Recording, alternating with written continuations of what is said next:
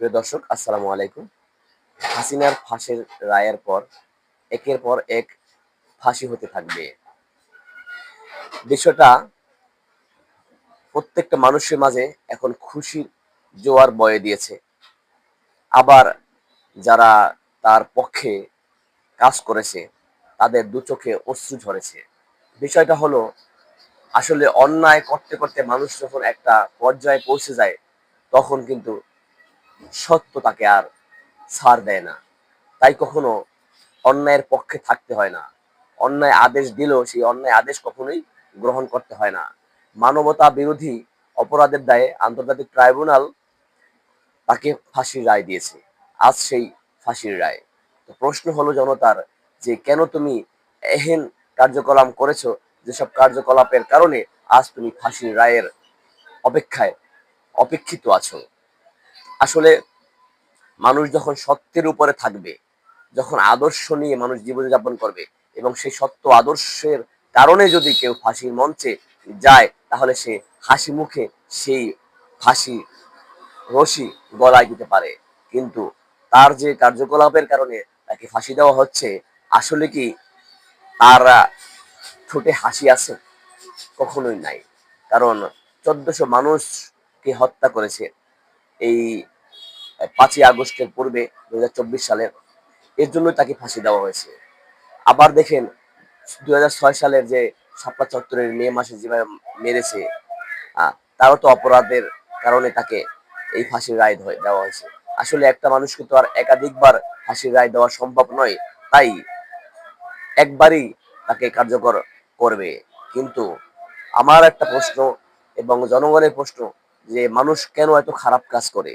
আসলে তো ঠিক, এত খারাপ কাজ কেন করবে? পৃথিবীতে মানুষ সংকীর্ণ ছোট্ট সময়, অসীম জগতে অসীম সময়ের মধ্যে একটু সময় জন্য পৃথিবীতে আসা, আর সেই আসার পরেই যদি এই ক্ষমতার লোভে, দাম্ভিকতার লোভে, দাপটের লোভে, চেয়ারের লোভে মানুষ দীর্ঘ সময় থাকার জন্য এহেন কার্যকলাপ করে, তাহলে একজন যেভাবে ফাঁসির রায় এখন দণ্ডিত হয়েছে, আগামীতে যদি এ ধরনের কোনো কার্যকলাপ অন্য কেউ করে, তাহলে তাদের কপালেও এই একই আছে, একই ফাঁসির রশি অপেক্ষা করছে। এটাই সাধারণ জনগণের কথা।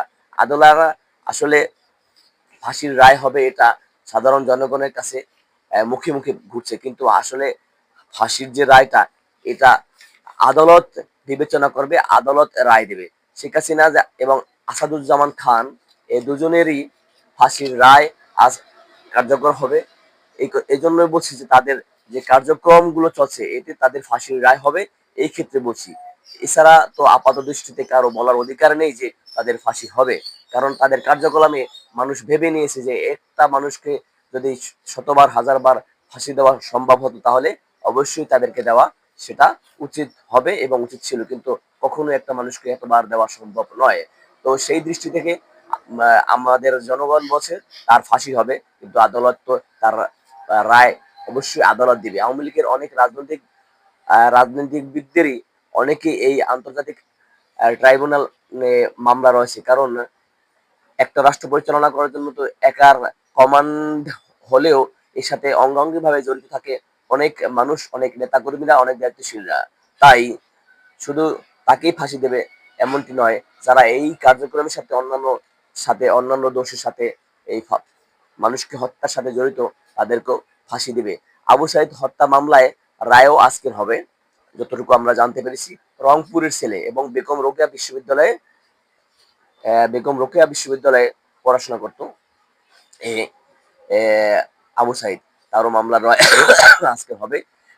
আবার দেখেন যে রামপুরে একটা মামলা রয়েছে, যে ছেলেটা গ্রামে থাকতো, নিজের ব্যক্তিগত কাজে এবং অফিসিয়াল কাজে চাকরির জন্য সে রামপুরা বনশ্রী থেকে যাচ্ছিল, কিন্তু পুলিশকে দেখে ভয় পেয়ে সে ৩ তলা ছাদের উপর উঠে যখন ওঠার পরে পুলিশ তার পিছু পিছু নেয়।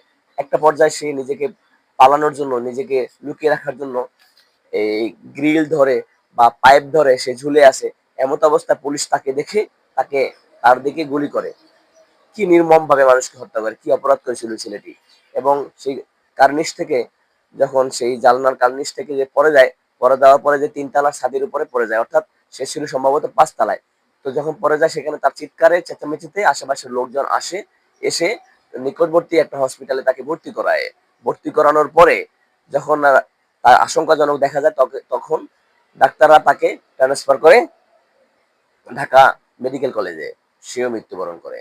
আসলে এটাই আমাদের কাছে নিউজ ছিল। সেও মৃত্যুবরণ করে।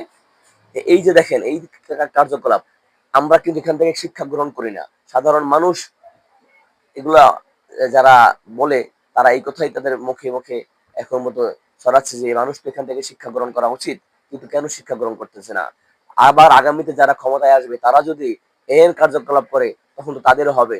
সুতরাং তাদেরও উচিত এই ধরনের কার্যকলাপ থেকে বিরত থাকা, সুন্দর একটা রাষ্ট্র পরিচালনা করা। ধন্যবাদ প্রিয় ভিউয়ার্স, আমার সাথে থাকবেন। সাথে থাকতে থাকতে ভালো লাগবে। দর্শকদের প্রতি আমার নিরন্তর ভালোবাসা রইলো। আমার এই কথাগুলো ভালো লাগলে, আমার নিউজ ভালো লাগলে সাবস্ক্রাইব করে বেলকন আইকনটি টেপ দিয়ে আমাদের পাশে থাকবেন। ধন্যবাদ।